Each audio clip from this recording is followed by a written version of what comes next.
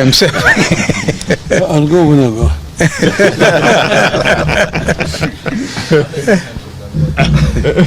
I'll be going to not just Rwanda. I'll be going to many other African countries, and just watch this piece. I need to talk to many leaders across the continent, because you know that a candidate to be successful must get two-thirds physically, first round or second round. If you don't get two-thirds, then you're not elected. So I have to dialogue with virtually all leadership of the continent. Yeah. Thank you very much. Well done.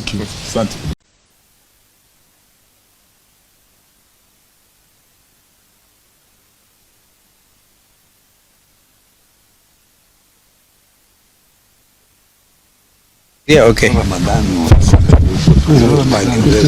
Yeah, a very good afternoon.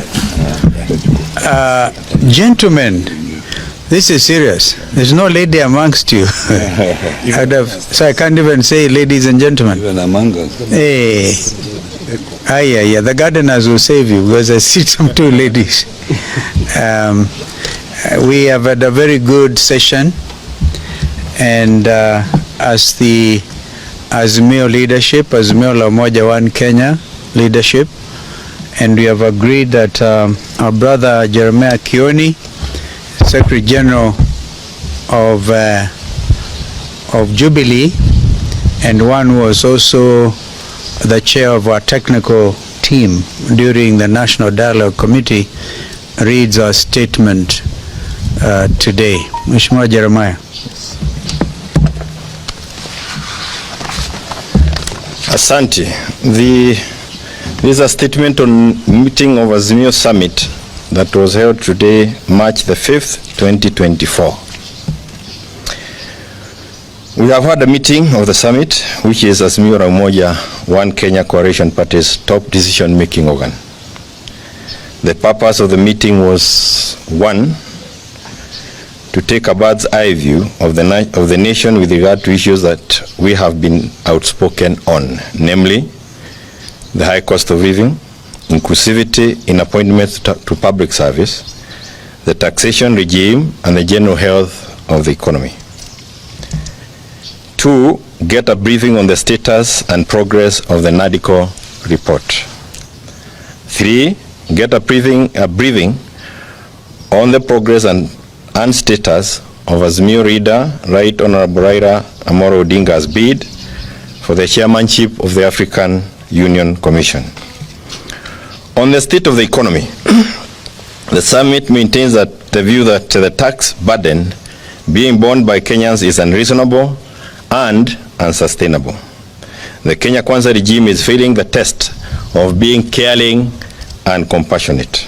Paying taxes should never be a punishment, but a patriotic duty. Under the KK regime, taxation is a punishment that is hurting the entire economy. We remain opposed to the 16% tax on petroleum products. We remain opposed to the housing tax and its colonial undertones that make it look like the infamous hut tax of the colonial era. We are deeply opposed to the high pay rates that Kenyan workers are being forced to endure. We remain opposed to the subjection of the retiree pensions to taxation. We also remain opposed deeply to the idea of subjecting farm produce to taxation. It is our position that forcing farmers to part with 5 shillings for every 100 shillings they make from their farm produce is unreasonable and cruel. We encourage our farmers to resist this tax with all their might. On Nadco, we have been adequately briefed on the progress, including a number of bills, and to be exact, 9 of them, that have been lined up for the implementation of the report. We express gratitude to Parliament for the adoption of the report that was a product of a bipartisan consensus and wide public participation. We retain the view that the report must be implemented as is. It is also our position that the processing of the Nadco report and the bills should be fast-tracked fast-tracked. Regrettably, we have also been informed of forces within KK, in and outside of Parliament, who are determined to undermine the report and the bills. We notify those forces that should any efforts to undermine or tamper with the report succeed, there will be very heavy price to pay.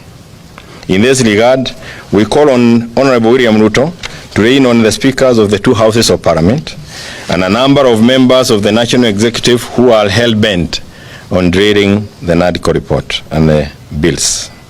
Those leaders have clearly demonstrated a determination to delay, and even kill the Nadco report, which is a negotiated document that pulled the country out of hostilities to the peace that obtains today.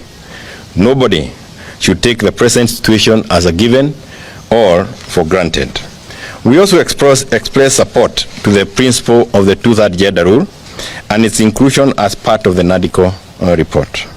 On the issue of the Right Honorable Raila Odinga's bid for AU chairmanship, the summit reiterated our earlier stand as a coalition to support in every way we can to ensure that Mr. Odinga takes the seat. It is our position as a coalition that it is in the best interest of the country and the East African community that Right Honorable Raila Odinga takes the seat. To this end, we very much appreciate the support of our neighbors and those across the continent who have extended their support to Right Honorable Raila Odinga.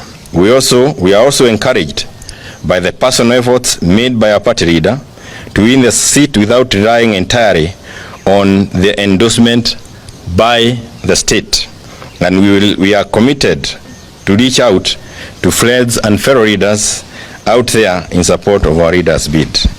The meeting also strongly welcomed the efforts of our country, Kenya, to back Honorable Odinga. We agree this is not a partisan political issue, but a matter of national pride and image. We are united on this. As a coalition, we are committed to stay united and stay the course of holding the KK regime to account and to fight for the rights and dignity of the people of Kenya. In that regard, as we support Honorable Raila Odinga for the AU position, we will also support the right of Kenyans to an affordable living, lower taxes, and a functional economy that guarantees decent livelihoods. End of statement, and I thank you. Okay. Thank you. Just perhaps mention that our sister, Honorable Mother Karua, traveled to Dar es Salaam last night. Should have otherwise been here with us. We have our apology. Thank you. Well done. Kuna swali?